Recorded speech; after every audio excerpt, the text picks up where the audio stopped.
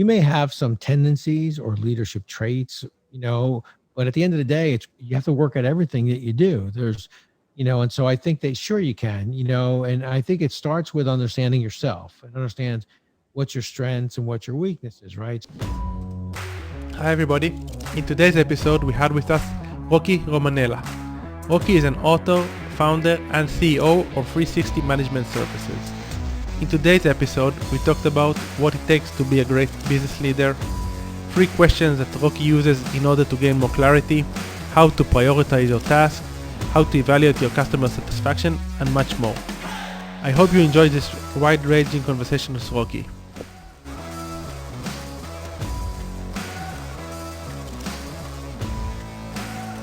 Welcome to the Ecom X Factor podcast, where it's all about launching and scaling your business using sales funnels, automations, and smart marketing. And now, please welcome your host, the founder of Ecom X Factor, Yaron Bin.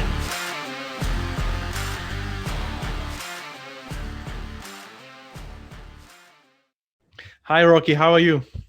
Oh, very good. It's a pleasure to be on the show with you today. It's great having you here. I'm very excited because before the episode, I researched about you and I see you have so many things going on and a lovely book and a lot of keynote speaking and different aspects. So I'm very looking forward to this conversation with you. I as well. It should be we should have a good time, but I think more importantly, I think we'll discuss some really important items in the world of entrepreneurs. Cool. Before we start diving into your background and your story, can you share a bit about the library you have behind you? You have a nice amount of books, and there's one book that I see like 4 times. Is it your book? Oh yeah, that's my book, Tighten the Lug Nuts. Yeah, so yes, that's my book, Tighten the Lug Nuts. Although one of my favorite books there's a couple of them here. I don't know if you can see over my shoulder. There's a book from Milton Hershey. So I'm sure you've heard of Hershey chocolate. For sure. And sure. And when I was a young child, we used to visit the Hershey factory. It was close to where I grew up. And in those days, years ago, you could actually visit the Hershey factory and you could see them make the chocolate. It was amazing. You could, chocolate under glass. It was the coolest thing as a child. But as I grew older and I took on different responsibilities, I'm walking around in one of my operations one day, and I stopped and I thought about the Hershey factory, and I thought, wow, what confidence Hershey had in its employees that their customers could walk in at any time and see them making the chocolate. And I thought to myself, in my operation, could my customer walk in here at any time? And would they still ship a package? In those days, I was working for UPS. And I said, you know what? I have to have my own Hershey factory in all I do. And from that moment forward, I challenged all of the people in my care, people who work for me. You've got to create your own Hershey factory that the customer can walk in at any time and ship a package. And so that became my aha moment. So that's one of my favorite books about Hershey. And then on the other side of me, there's some books it's hard to see, but they're about legendary basketball coach Wooden, for UCLA, and he is someone I've read all his books, and I really enjoy his philosophy of coaching. What main takeaways did you take from his book? So his book, he built this pyramid of success, and it really centered around his days as a teacher. And I thought it was interesting that he built a pyramid of success, not as a coach coaching basketball, but really as a teacher. And what they were the building blocks of success. And what I find that I really resonated with me were the 2 cornerstones of his pyramid were hard work and enthusiasm. And I believe there's no substitute for hard work, but without enthusiasm, it's just that it's hard work and it gets old. So you really have to bring your own energy, your own enthusiasm, and no substitute for hard work. And of course, the pinnacle, the top of the pyramid is what he calls competitive greatness. And I love the way he summarized that. It's being your best when your best is needed.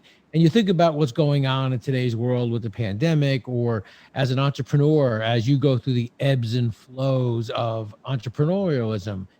Sometimes your business is doing really well. Then there are other times you think you're doing a really good job, but for whatever reason, things just aren't connected. And so it's that whole idea of being your best when your best is needed. And sometimes your best is needed in those most difficult times. Interesting. And can you elaborate a bit about your own book and also Yeah. share some background story for the listeners Oh, who thank don't you. know you Thank you. yet.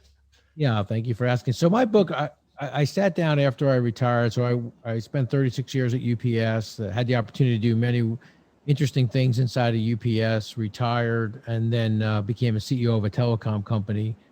We built cell towers, upgraded cell towers, did the 3G to 4G. And then I thought, this concept of legacy is important to me. Do you leave things a little better than you found them? Are people better because of their time with you? Are your customers better because of their interaction with your business? And so I thought if I could lay out many of the lessons I learned along my journey and some of the wonderful people who helped me, and hopefully some of the people I helped on the journey, I thought it would be a nice way to kind of help that legacy so that maybe I can leave things a little better and maybe the book would help people. And so I built it as a story, kind of as my journey through my business career. And each chapter will stand on its own from a lesson perspective, but it's part of the overall story. And interestingly enough, years ago, I never liked the feeling of when someone would bring me an idea and I would say, well, that's a good idea, but what if? It always seemed like the what if led people to think, I don't think it's a good, he thinks it's a good idea, or maybe I didn't do enough homework. And so I never liked that look they gave me when I would ask them a question. And so years ago, I created this character, Joe Scafone. I would say, hey, that's a good idea, but you think Joe Scafone thinks that's a good idea? And so we'd all smile, but that was my way of challenging them in a positive way, not to stop at the first right answer.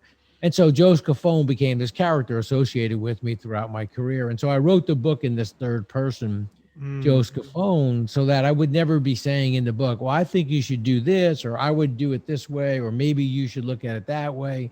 I wanted it to be a fun story with lessons in each chapter, but a story that was narrated by Joe Scafone rather than narrated by an individual saying I would. So I wanted no eyes in the book, and Joe Scafone helped me with that.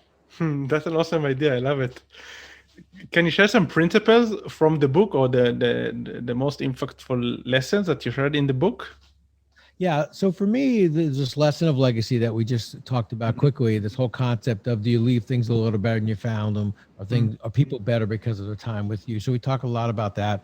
Of course, the title of the book, Tighten the Lug Nuts, is a lesson in the book. And simply, when lug nuts are loose on a vehicle, they're important, right? But sometimes you get distracted. And so if I saw a vehicle and I said to you, hey, those got some loose lug nuts, you could quickly just tighten those. But now you get distracted. I tell you, hey, I've got this important job for you to do. And so now you're all excited about this big new responsibility to do, and you forget to tighten the lug nuts. So when the lug nuts are loose, they're important. But when you don't tighten them, a few days later, they become urgent. And you can only handle so many urgent things.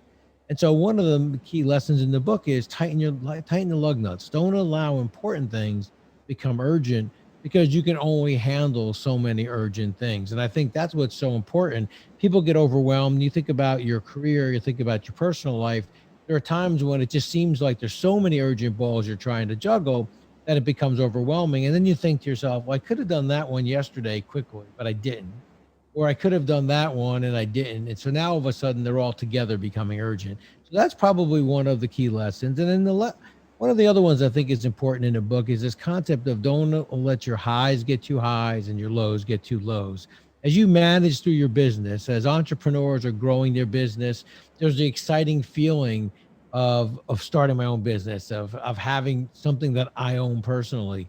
But then there's that period when things aren't maybe, the revenue is falling short of the expenses and things are getting tight. And so you have to manage that. You can't have your highs so high. And then when your lows are so low, that emotional roller coaster will kill you. So you really want to kind of balance that out as a leader, as a business owner, to really kind of manage that emotional roller coaster so that you can then be able to have the exciting, celebrate the successes, but don't get yourself too depressed when things aren't going the way you want them to go. Yeah, and I totally relate. Staying balanced and understanding, not taking it too harsh when you're down, and not over celebrating when you're up, because it's a roller coaster and everything. It can change quite fast, and it's a roller coaster. I want to ask something related to what you mentioned about importance and urgent. So it also reminded me of a quote I like. So it goes like, "Do the easy stuff, the hard stuff when it's still easy." So That's excellent. Yes. so it's kind of related, but how can you how can one distinguish between something that is important and or urgent? Because sometimes we are already overwhelmed, and now we need to decide what we should prioritize. So do you have any framework to help people that you coach in understanding how to prioritize better? Yeah, absolutely. And I think that's a great question. And Mm-hmm. it's one that I like to talk a lot about. And it's the difference between nice to do things and need to do things. Now, obviously, the nice to do things we like to do because they're nice to do, but the Mm-hmm. need to do things are so important. And for example, right now, as we're coming out of a pandemic or coming out of a difficult time, and maybe you're restarting your business, there may have been things that you wanted to do prior to. But now, and they were nice to do things because you were in a good position, your company was doing well. Now you have to put those on the side and really take inventory. Or what are the need to do things? Is it grow a specific type of revenue? What's changed in my business climate? Obviously, safety is a key priority. Now, safety is always a core value inside all of our businesses, but now you have a safety protocol not only for your employees but also for your customers potentially if you're in a restaurant or a customer facing type of business. So I think that you really kind of have to lay out what are the need to do things and then what are the nice to do things and leave those nice to do things there for another day when things are going better. But I think that really helps you differentiate, what's important and what's urgent, right? Because at some point, if you're doing the nice to do things, and all of a sudden now you're going to have the urgent things or the need to do things, and all of a sudden now you have three urgent things to do, three need to do things that you could have started working on if you weren't working on the nice to do. So I think separating out your priorities and nice to do and need to do really help you out a lot. Mm-hmm. And from your personal experience, how often do you prioritize? Every day, every week, every month? Well, I have I generally try to do things in 100-day increments and Mm. try to look at it and then kind of double check myself every Friday. So every Friday I would sit there in the morning, kind of in the quiet of my own, kind of office, get there ahead of everybody else and just sit there and say, okay, well, how am I doing on these things? Right. Part of what I talk about in the book is this concept of balanced leadership. And for me, balanced leadership is making sure the three key constituents are represented: your customers, your people, your share owners or stakeholders. And so for me, I would take a look each week and say, okay, how am I doing? How are my customers doing? Am I focused on the priorities, the need to do things I set for my customers? How about from a people perspective? Do we, on the need to do things for them, how am I doing on those things? And then from a share owner stakeholder perspective, how are we doing from, that would probably be more around your financial, how are we doing from a financial health perspective? And I think it's good every Friday to take a moment. For me, it was Friday. Some people like to do it on Monday morning. I would do it on a Friday. Mm-hmm. And then my next week's plan, I may have done loosely, but now I may have to change slightly based on the week I just had, right? I missed a couple things got taken off a plan, and things come up. So I think that for me, Friday always, kind of level sets me of where I'm at. And then I get myself ready for Monday where I'm going. Mm-hmm. Can you share a bit about how do you evaluate each of these three aspects? So, for example, how do you know if your customers are satisfied or happy? So, obviously, it depends on the type of the business, but more or less, how do you evaluate? Are your people happy? Maybe they're not happy, but you think they are happy. So, how exactly do you evaluate each one of these aspects?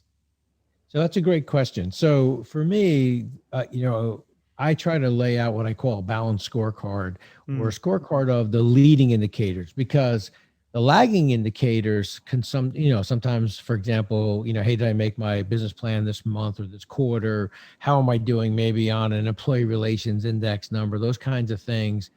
Well, those are lagging indicators. Sometimes by the time you get those numbers, you already got 60 days under your belt, maybe 30 days under your belt. And now you look back and you're like, wow, I've already wish I would have known that sooner, right? So for me, the leading indicators are so important. So to answer your question, I try to pick the leading indicators that become kind of like when we were first learning computers, the if then go to, right? So same thing. So for example, under the people, it could be overtime, could be, think about it. If people are working, 9.5, 10 hours every day, that gets old after a while. So that could be a sign of, people are getting tired, they're getting frustrated. Safety is always a good indicator. Mm-hmm. If my people are working in a safe environment, they know I care enough about them that I won't let them work unsafe. On the customer side, it could be churn. You kind of keep an eye on revenue. Am I churning out? Am I losing, some key customers?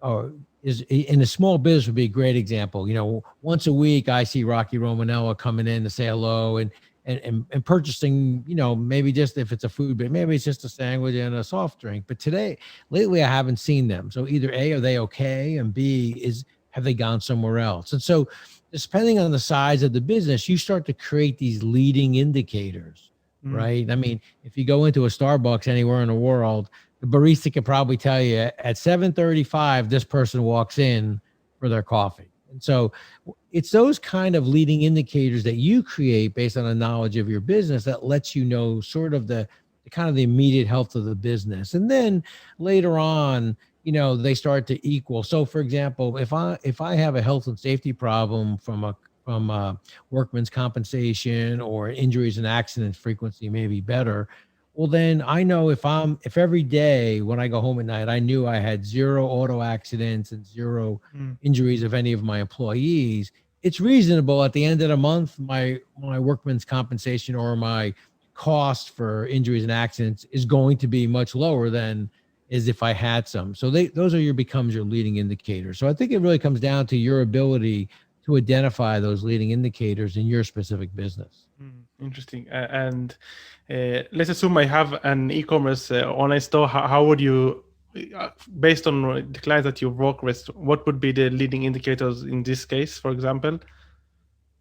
Well, as you know, e-commerce is where the world is going, right? And so depending on your type of e-commerce, for example, some e-commerce sites, it starts with people identifying your website, for example, visiting your website. And then you may have a statistic that says that, after 2.5 times on average, a person visits my website, they purchase something. I'm just making this up as an example. Sure. Well, then one of the leading indicators that you would be kind of tracking is, how many people come to my website? How many repeat customers do I have? So, and then you start to say, well, this could be a really good week because I've had 300 more people hit the website this week. And, 75 of them came back a first time, and then 50 came back the second time. And 50 is probably the best number I've had at repeat customers in a week. So those are the kinds of leading indicators that you can, you can put in place that lead you to believe, well, it's reasonable then if I've had that many first time visitors and then second time visitors, well, then I got a good opportunity this week to maybe exceed the number of people of orders that have taken place. I think the one thing to always remember from an e-commerce side, I know this is this to add to the question, but is, the beauty of the website, the beauty of e-commerce and the beauty of the web is that it allows the large company to seem small based on how you tailor your website, but it allows the small company to feel big. Right? When I go visit your website, if it's done properly and it's laid out properly, it could be out of your house, but I don't know that based on how you've designed your website, the ease of use, how you handle fulfillment. And so all of a sudden you look like Amazon. It's like, wow, this website really works well. It interacts well from an e-commerce perspective. So remember, the internet, the internet and the web allows the small customer to feel like a big customer if you do your website properly.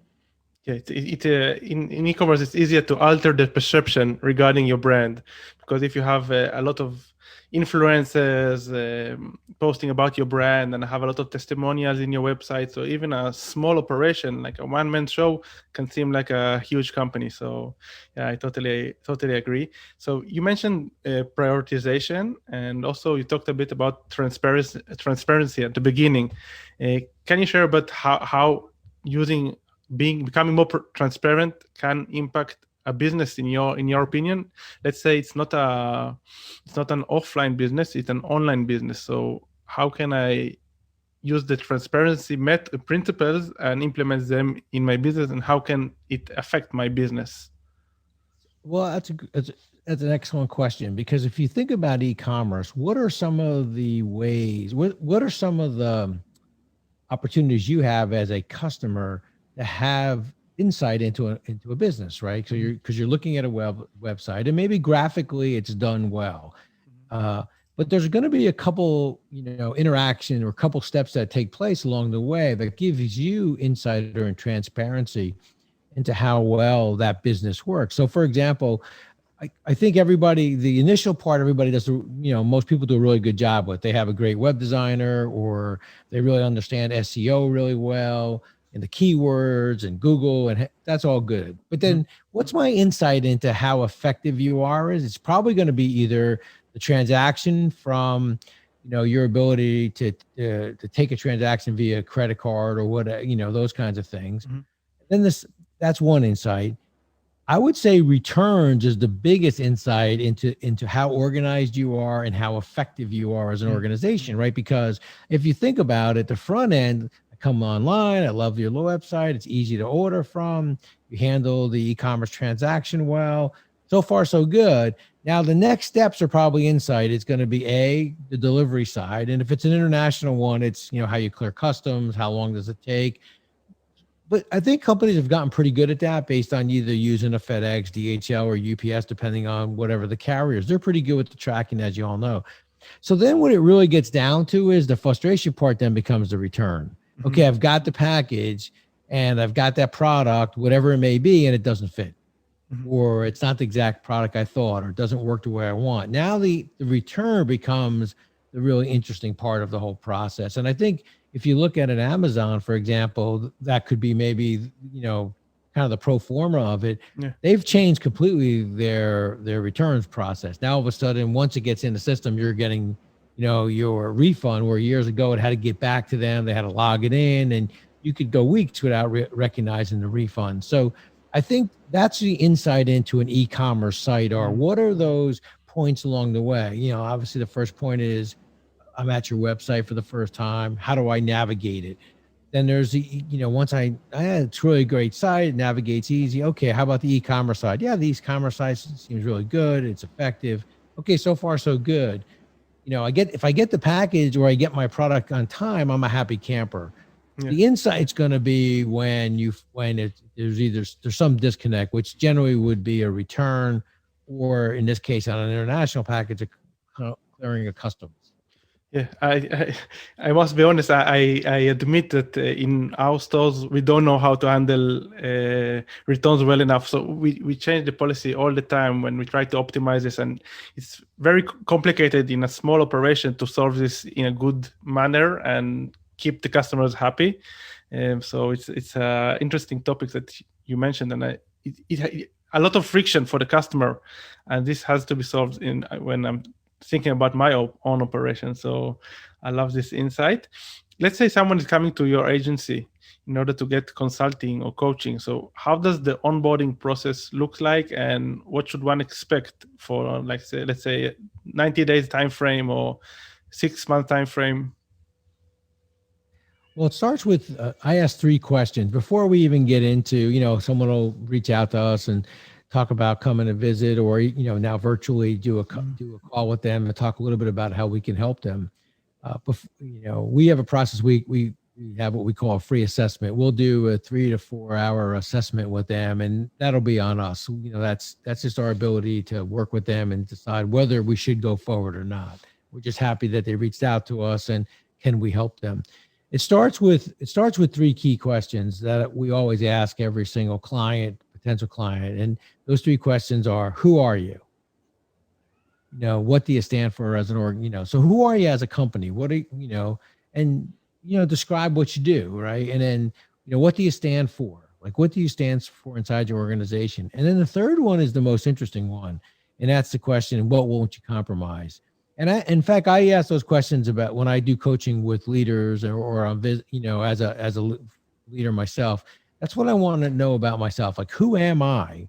what do I stand for, and what are the things I won't compromise? And that's so. Number three is the most important because, as you know, traveling around as much as you do around the world, there's world-class companies that have spent years building a brand that could answer one and two. Who are we? What do we stand for? I mean, there's posters all over the cafeteria. There's posters all over there's mission statements, value statements. But number three is the one that gets some companies in trouble, right? What won't we compromise? And you can think about companies with household name brands that over the years have gotten themselves in trouble because of number three. What won't we compromise? Mm-hmm. And so when we start with a company to consult with, that's the first question we talk to the group about. Well, who are you? What do you stand for? And most people can answer that pretty well. Number three is the interesting one. What won't you compromise? And it's funny, like there are some people in the organization that may say safety. Some people may say integrity, service. And so it's interesting to watch as a small group how you try to kind of, I think it's important. Maybe, is it all three of them? What are the things that you would walk away from business rather than do because that's something you won't compromise? So that tells you a lot of the insight of an organization. That's the first step. And then I ask a question. I have a question. Yeah. Sorry for interrupting. Sure. No, please don't. Normally, the third question, the third answer, is it a distilled version of the second answer or not necessarily? No, it's its own, right? So if you think about it, who are we? What do we stand for? Everybody believes they know what they stand for, mm-hmm. except then when it comes time to what won't we compromise? Okay, mm-hmm. What is that thing you won't compromise? What's that thing you would be willing to not take a customer? What's that one thing that you'd be willing to walk away from because mm-hmm. you won't, I think about like when we first went into cell tower business, when I was CEO of the company, we were doing installation of cable TV, direct TV, satellite TV. And then we began the process of actual tower climbing. Mm-hmm. And so when we sat around the meeting and we talked about, okay, we're going to climb towers, we're going to do the updates and the installations and those kinds of things. And so you say to the group, okay, what are the, who are we? What do we stand for? Service and so on and so forth. And so they list all these things. And I said, well, what are the things we won't compromise? And of course, it was service. It was this, it was integrity. It was all those things. And I looked at one point and said, well, how about, to me, I think I wouldn't compromise the safety. I'm not going to have a person climb a tower in an unsafe environment. I would say no to doing the work before I would say yes versus, them being unsafe. So that's when that third question begins. That's just an example, but that's when that question becomes so important. What are the things that you won't compromise? And I guess another way to ask it, what you would walk away from that customer because of this, because you would never do this. And I think that's what's important. And your people watch it, right? When you say that this is an important value, this is what differentiates us as a business. This is what differentiates you as a leader. Then they watch, do you ever compromise that? Do you ever look the other way? Those kinds of things. It's an amazing question. I love good questions. And this is a very good question, a powerful question. Can you go on with the process? I'm sorry for interrupting, but I had to ask regarding the clarification. No. And so then once you get through those three questions and you start to talk about their business, now the next question I always ask, which is always the interesting one, who's your customer? Mm-hmm. And so everybody thinks, like, for example, think about today in the world of the vaccine, right? Is the customer, who's the customer? And so in this case, the customer, maybe the government. But if you're in a direct to consumer scenario and you're handling healthcare, the customer is actually the patient. So if it's going to a distribution channel, well, you can be 99% on time. But if I'm going to your home and your medication is now coming to you directly, as it does in many cases now, drugs like Crestor for cholesterol or those kinds of things are repetitive kinds of drugs that you're on.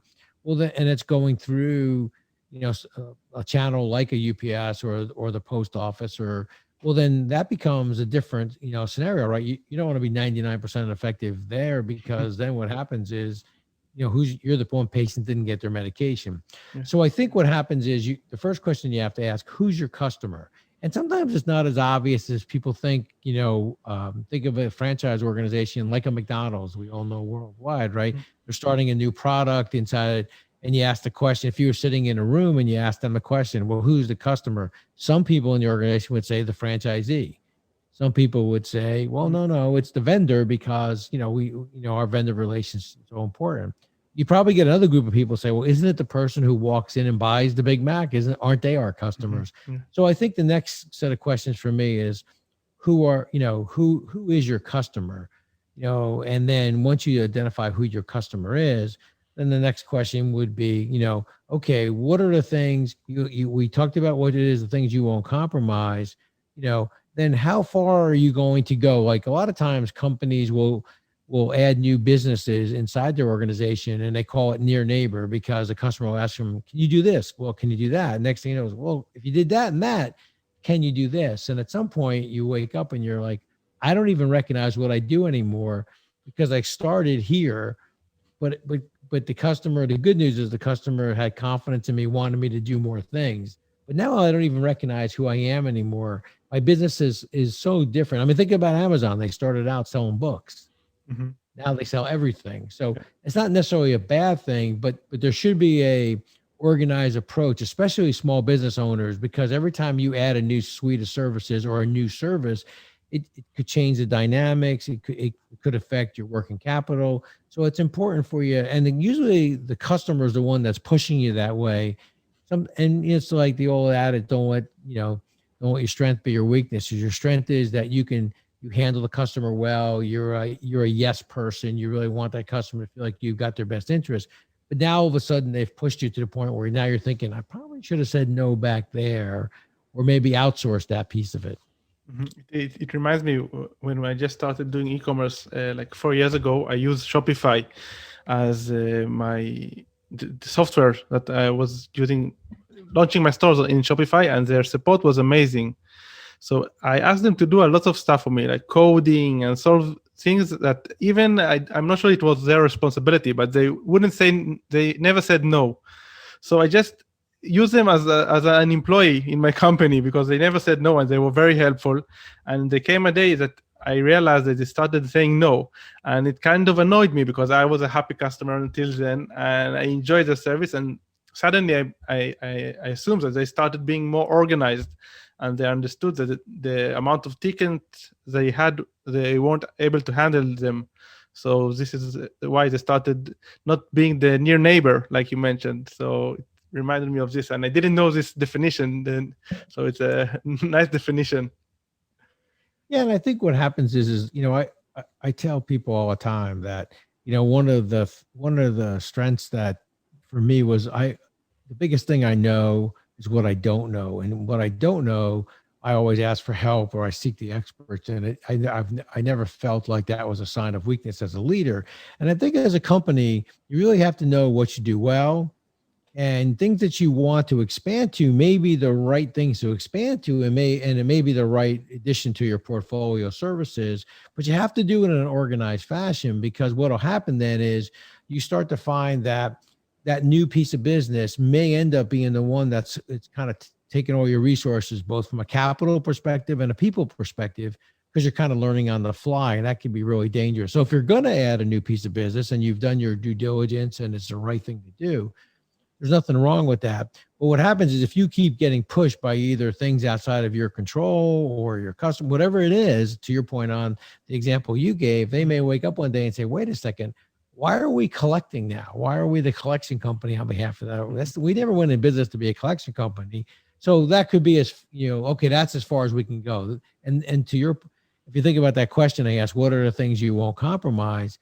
Early on in the process, if you laid out your boundaries as, hey, we're never going to be a collection company, or we're never going to hire people, like you think about these payroll systems today, whether it's ADP or someone like that, they're very good at understanding what are the things that they will do, but they also know what are the things that we won't do. And I think that's what makes them a very, very good companies, because then as a customer, okay, here's my portfolio of services. Once I get here, I better find the expert on that side. Mm. And in regards to diversification, which is a very interesting and challenging topic, so can you share an example of a client of yours, or maybe an example based on your experience of a diversification that you did that ended up being like a pivot and opened a big realm of opportunities? Well, for me, the one I'm probably the most proud of is during my tenure at UPS, I had the opportunity, two of them that were really significant opportunities. One was we purchased mailboxes, et cetera, and then rebranded it to the UPS store. Internationally, there are still MBEs. Domestically, here in the U.S. and in Canada, they're all the UPS store network now. So that was a great opportunity, and I learned so much because it's 100%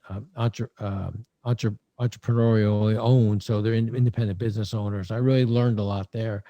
And then later on, we purchased over 20 companies and built what's today UPS Supply Chain Solutions. And for me, currently, what's so exciting and such a great honor for me was as we were building the supply chain inside of UPS, we were doing it by verticals, and our predominant verticals were retail, high tech, automotive, and we had a very, very small healthcare vertical. And I remember making the recommendation to UPS and that we should get into healthcare. And it's interesting. And then we purchased our first warehouse and began that healthcare journey.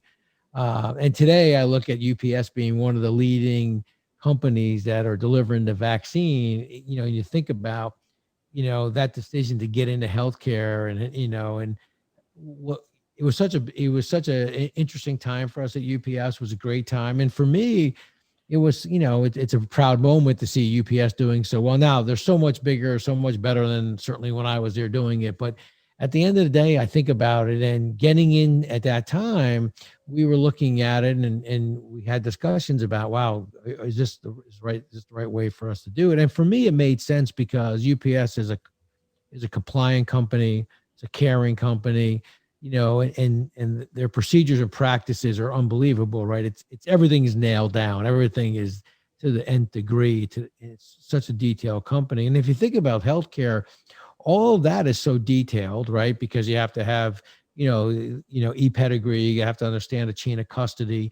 And so for me, getting into healthcare just seems so natural for us at UPS because we're so compliant, we're a caring company. So now when I look at it today, it really makes you feel good about the fact that, I was part of those early days of getting into healthcare. And it was such an honor now to see UPS being such a large part of the delivery network for the vaccine. Interesting. So if I take your answer and I try to think about it from my perspective, so I think it has a lot of wisdom in it, because basically you took, one company that had a certain pool of values, and you looked at in a field that had the same values like compliancy and being very methodical, stuff like that, and you see if the values aligned.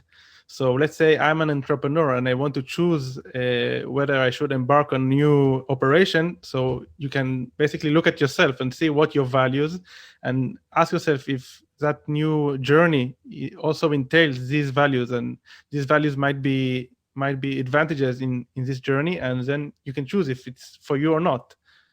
Is it correct to assume this? I think that's a great way to look at it, because think about it. You become part of your company, right? Your company represents who you are, right? So you go back to those questions: who are you? What do you stand for, right? And for me, we always stood for as I was growing up through UPS, I felt like we stood for hard work, enthusiasm. We treated each other, we treated our people with dignity and respect. We were a caring company. We were a service-oriented company. We would be the kind of company that would raise our hand and say, hey, you know what, we may be out of compliance here.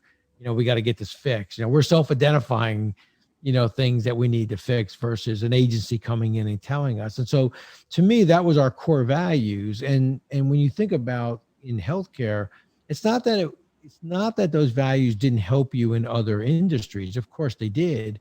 But when you thought about healthcare and you thought about, should we go into healthcare as part of the supply chain, and you think about your core values, it just fits so well, and it made sense to us, right? Because we were a people, we were a compliant company and a compassionate company. So I think that, we would worry about that one patient that didn't get their package. I mean, so I think that, as a UPSer growing up, all of us had we used to call it service story, Christmas Eve, we delivered that last package right before midnight to a family so that kids could have their Christmas presents. Or, I remember, a bride's looking for her wedding gown, and so we find it on a trailer on a train. We take the trailer off the train, and we all go through that train, that trailer, 2,000 packages to find that bridal gown. Those are the kinds of stories that each of us we had through our tenure at UPS that made us different, I think, than most companies because we lived our values. Mm. Great, that's great. I don't know much about UPS because they're not so popular over here, but I do know it's a household name, and I love the stories. I would like to pivot the discussion. You talked about legacy at the beginning, and you wrote the book because legacy is important in your opinion. No, obviously legacy is important generally speaking. And can you share a bit about your career as a keynote speaker and how it started and storytelling and stuff related to this? Well, for me, I think that all of us have, kind of our own legacy and our own way of, presenting ourselves, and each of us are individuals, and I think that's the beauty, right? The beauty in an organization is, can you allow people to be individuals within the confines of the organization? Mm-hmm. So we all know what we're trying to accomplish as an organization, and so we each have our own legacy, but in a way that supports the overall organization. So for me, as I was growing, as I said, I started out at UPS right out of high school in the States, and I was working my way through college. I was part-time unloading trailers, and I actually went to school to be a history teacher and a baseball coach at the time, a sporting coach. And what I recognized is that the best leaders were those people who could teach and train and coach and get their people to connect the dots. And so for me, I never gave up my teaching passion or my coaching passion. I just did it in a different classroom, right? Instead of being in the traditional classroom, it was it was in a business setting. And so for me, that was my passion, and that became, sort of my legacy is this coaching and teaching and the passion to help people kind of grow and develop inside themselves. But everybody has their own sort of, expertise or vision of what their legacy will be. So I would say that one of the things that, as I talk about legacy and as I grew, I got the opportunity to do speaking. I was never a person anybody would thought would be a keynote speaker. I was, in fact, the way I got around speaking, because I had my issues with public speaking at first, was I'm a much better one-on-one communicator than I am as a group communicator. Mm-hmm. And so what happens is I'm giving my keynote speech, I'm looking out in the audience, and I'm looking at faces, and I'm connecting with you, smiling at you, and you're nodding your head. And so people in the audience think, wow, there's 300 of us in here, but he's looking, he's making connection individually. Well, yeah, because that's how I get over the public speaking of 300 people in the room. So everybody will have their own way of doing it. Mm-hmm. But I think that one of the reasons why I work so hard at being a good public speaker is that I recognize that as a leader, it was going to be important for me to be a good communicator. And there were going to be times when it would be a one-on-one communication. There would be times when it would be in a group communication. And if I was a good one-on-one communicator, well, I can't hang my hat on the fact that I wish this was, individuals. No, I have to work at my group communication or my keynote speaking. And so I worked very hard at that and try to take a weakness and try to make it a strength. But everybody has things that they're really good at and things that they're weaker at. And I think it's important to recognize what are the things I need to work on. So keynote speaking for me was one of them, but I loved I had the passion of training and teaching. And so to me, it was like a lecture classroom kind of experience. And I kind of just made it something that I would have fun doing. Awesome. And we talked about leaders. So which leaders do you look up to? Any leaders from history, except of Coach Wooden that you already mentioned? Any other leaders that you really look up to? Yeah, so I think the one that I want to be careful of, because I know I don't want to be U.S. centric, and I know your audience is worldwide. But for me, it was General George Washington during the Revolutionary War, and so during one of the really difficult winters, he was in Valley Forge, a place in Pennsylvania, and they were doing their winter encampment. And unfortunately, they hadn't paid the soldiers, and there was a lot of disease going on through the camp. And yet he kept the group together. And for me, when asked the question, if you could have lunch with someone, Mm-hmm. to me, it was always George Washington, because I would want to know, what did you say to them, right? How did you connect with your troops that they would continue to fight on behalf of this, kind of, when you think about this country in the U.S. here at that time, against the largest, greatest army at that time, which was, Britain. But you kept them together. What did you say to them? How did you motivate? For me, it was more from a motivational point of view. Like, how did you talk to them? What did you say to them? How did you connect with them? Because to me, that's what's important is, what's the insight that you give your people that allows them to want to follow you, right? That to see in you this quality that they would lay, like, do this with no pay, you know, not some of the best equipment, seeing their friends and fellow soldiers maybe sick from the different diseases that were going on in those days. Yet they hung in there with you. And so I would always want to know, I would always say, to me, we would always be, hey, what did you say to them? Like General Washington, what did you say to those folks that you could keep them together? And so that would be one example. Of course, I was fortunate to actually meet and spend some time with Coach Wooden. In fact, on my website, 360managementservices.com, under the videos, there's actually that 1 hour interview I had with Coach Wooden. So that was a tremendous opportunity for me. And there's so many great people in history, that Mother Teresa, individuals like that who were always service first. I mean, I find individuals like that so impressive. How was the interview with Coach Wooden? Oh, amazing. He was a professional, a gentleman, just a regular person. So I spent 4 hours with him, and we talked a lot about his different theories. We talked a lot about his coaching, and I walked away there. It was just amazing. It was just such an inspiring 4 hours for me. I enjoyed it so much. And I was living at that time in Southern California. He was retired from coaching, and he was living in Southern California as well, and invited me to his condo, and we talked for 4 hours. And on my website, there's the hour interview that we kind of condensed down, but it was a great time. I really enjoyed it. Sounds amazing. Did anything surprise you? Yeah, what surprised me the most about him was not his sincerity or his humbleness, because you kind of knew that from a distance and everything you read about him. What really surprised me is, not surprises me, but it always reinforces that we're all just good people trying to do the best job we can. And at that time, his wife had passed. Now, I think it was about 10 years when I interviewed him. Nell, her name was, and he still had the bed made as if she was still there, or slippers were still there.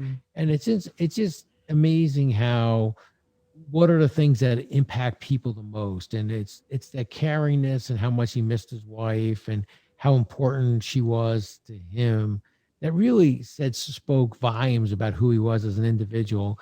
And truly good people are regular people that are just, hey, that's their responsibility at this time, is to be the coach at UCLA, or it's your responsibility at this time to be the CEO of a company, maybe. But at the end of the day, we're all good people. We're all just people trying to do the best job we can.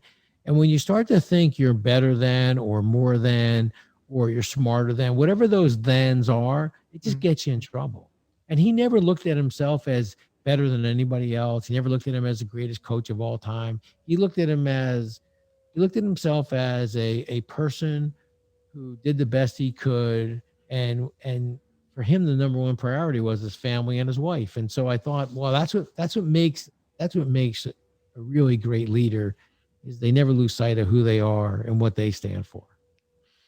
Interesting. And what would you say is an overlooked trait among today's leaders? So you mentioned Coach Wooden, which sound very simple and like a very gentleman and humble. So what would you say is an overlooked trait today that not seen often enough within leaders these days, business leaders, for example? Yeah, they've all become movie stars. They're also, it's all about popularity. It's all about, it's crazy. It's never about you as a leader. It's always about your people. But yet, if you think about who's on TV, who's writing books, it's it's crazy to watch. The best leaders are those people in the background that, you think about. You think about Winston Churchill, and you think about how, it was never about Winston Churchill. It was always about Britain during the Battle of Britain and what he was going to do to hold the people together. And, and you think about the greatest leaders. It was never about them. It was always about the people in their care. It was always about, what they were trying to accomplish. And, think about it. I mean, during the Battle of Britain, you think Winston Churchill was sitting there saying, I got to write a memoir now and it'll become a bestseller and maybe I'll get on Oprah Winfrey and how great will all this be? No, he thought his whole focus was on getting his country through that difficult time. And I think today, because of maybe social media, because of the lightning speed of communication or the internet, well, while it may be a good thing, I think what's happened is, many of today's leaders have allowed, this concept of don't let your strength be your weakness. Well, I think the strength of the internet and the strength of communication has allowed it is sometimes is a weakness, right? Everything that's going on, everything they're thinking, when they're happy, it becomes about them, not about, it's not about the leader. It's about the people. It's about, how they're dealing it, how they're handling it. And I think I find that disappointing. If you think about today's politicians, it doesn't matter what side of the political aisle you're on. Why is it about you? You're there representing us. It's never should be about you. It should be about the country, the people, the citizens, those kinds of things. So let's assume a young entrepreneur is listening to this podcast and he wants to become a better leader. So do you believe it is possible just shifting your mindset and developing this like on the fly, or do you think you're born with these traits? Oh, I'm a firm believer that you learn and develop and grow. I don't think people ask me that all the time, is it a born leader? You may have some tendencies or leadership traits, but at the end of the day, you have to work at everything that you do. There's, and so I think that sure you can, and I think it starts with understanding yourself and understands what your strengths and what your weaknesses, right? So you may be, that leader that's very motivational. You may be that leader that's very inspiring. But as we all know, finance is the language of business. And so you may have to work at finance. You may have to work at a deeper understanding of financial knowledge. You may have to make sure that when your business continues to grow, you may need a really good CFO or a really good accountant, right? Because your strength. So I think it starts with an inventory of yourself. I think the second thing I always tell people is that think of the word you want someone to use to describe you at the end of your career.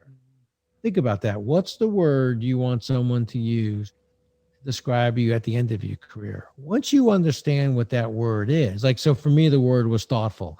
I wanted to be a thoughtful leader. I wanted to look at things from its widest consequences. To me, thoughtfulness means that not only do I think about how it impacts the customer, but how about our people? How about our share owners, stakeholders? Well, if you think about what that word is and you kind of understand that word that you want someone to use to describe you at the end of your career, well, then throughout your career, you're building that mosaic to that word. Like if you say, hey, I want to be rich, well, then everything you do throughout your life is to be rich. It may mean I don't care how it impacts anybody else. The goal is to be rich, right? So I think the key is to understand that. Like, for example, what would be the word you want someone to use to describe you at the end of your career? Maybe innovative. Okay. Maybe innovative, or maybe well-balanced. Well-balanced. Yeah. But let's just say we use for this example, it was innovative. Then if you think about it, then you would always kind of be throughout your career the cutting edge person. New technologies come out, you embrace it. New opportunities through technologies. You have all of the robotics things that are coming out, all of the interesting things that come out from a technology point of view.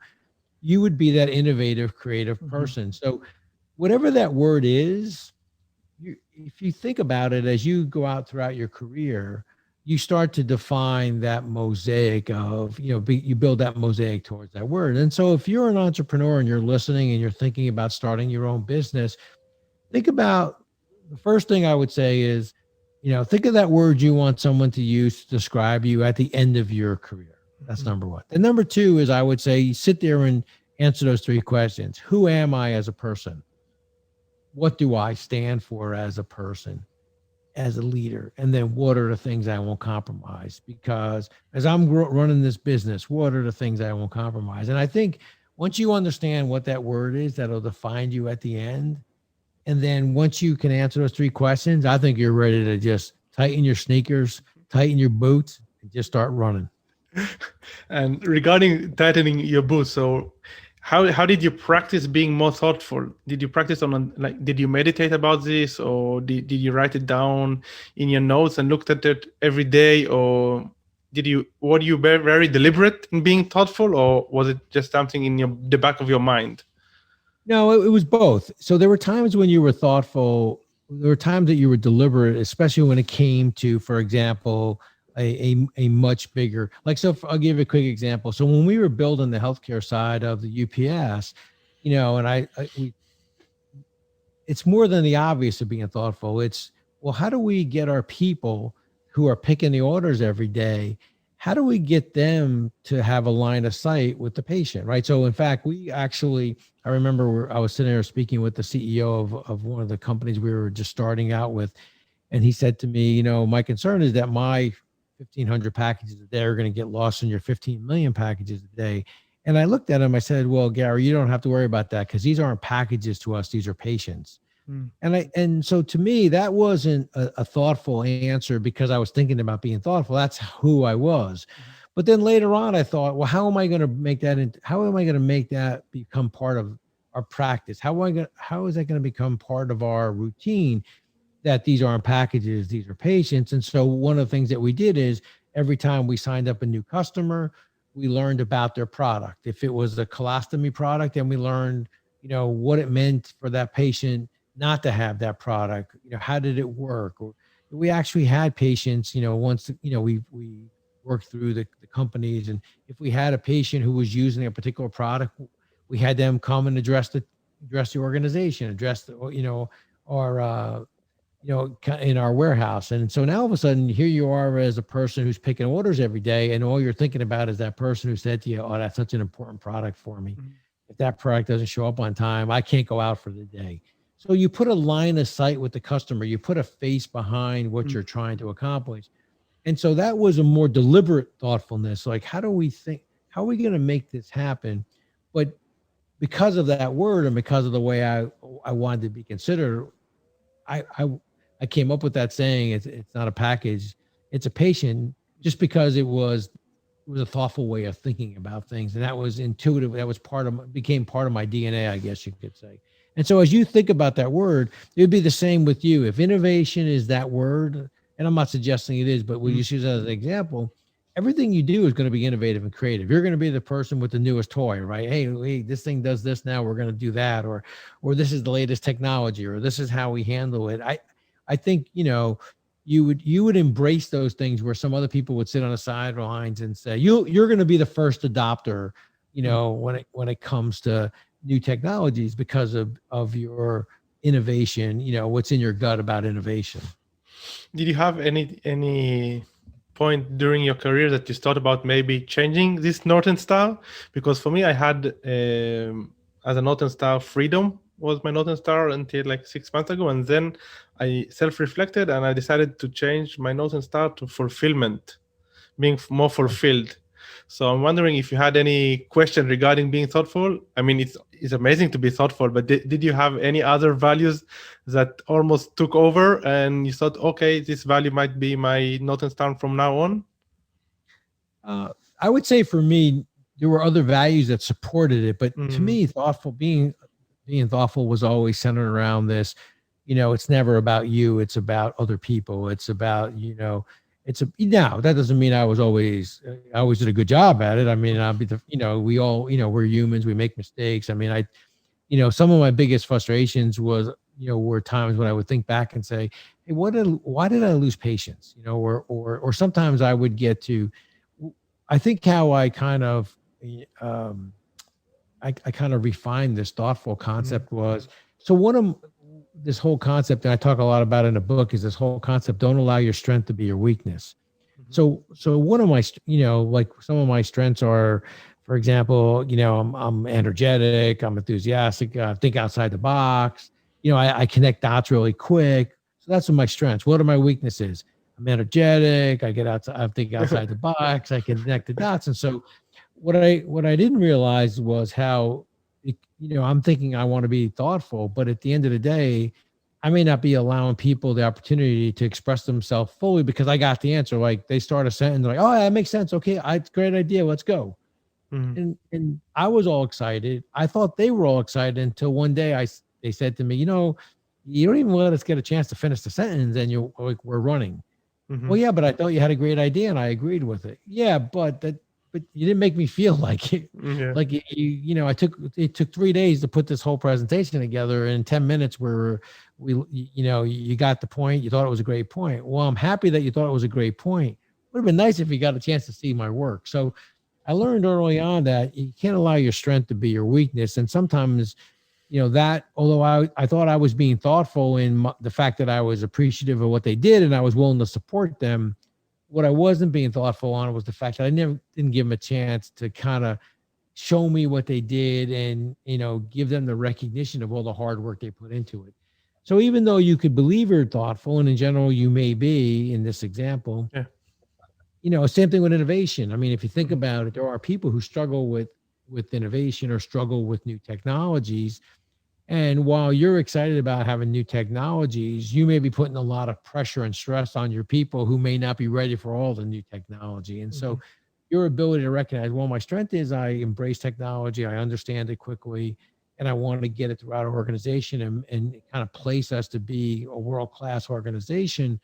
I'm putting a lot of pressure on my people that they really just can't handle this new technology. So I think that's when you really start to refine it and this thought and this kind of word really kind of matures, if that makes sense. Yeah, it makes a lot of sense. And the refining, I think, is very important because you refine based on the feedback you get. And a lot of time you have blind spots and you don't really recognize the things. But this is a topic for a different discussion because it's a long topic, which I'm thinking a lot about lately. Blind spot is very crucial, and it's a weakness, also maybe a strength, but it's also a weakness. But we'll leave it out for a different discussion because I'd love to have you for another show because it was so much fun and very valuable and insightful.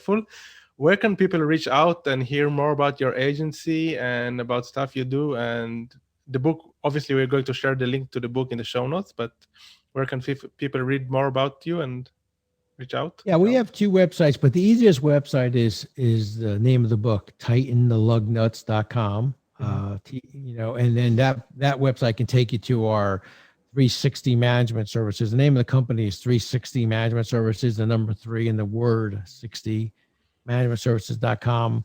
But right from to Tighten the Lug Nuts site, you can order the book. You can go right to the keynote speaking. And then once you're there, you can see some of the keynote speeches. There's videos. There's helpful videos there. There's also I have over 120 podcasts that I've been interviewed on various different subjects. I call them leadership competencies, the different competencies or skills that you need as a leader. And so they're all posted there on the podcast page. And so we discuss the different competencies. So, there's help there. And of course, the videos, you can see the John Wooden interview, but other videos that are on the website as well. So I would go to www.tightenthelugnuts.com. And then you can go over to the other, you can get over to 360 easier that way. Awesome. Great. Thank you so much. It was such a pleasure and very interesting. Well, thank you, sir. It's a pleasure meeting you. Stay safe and good luck in all that you do. And if I can ever help in any way, please don't hesitate to let me know. Awesome. Thank you so much. I really appreciate it. Bye-bye. Bye-bye.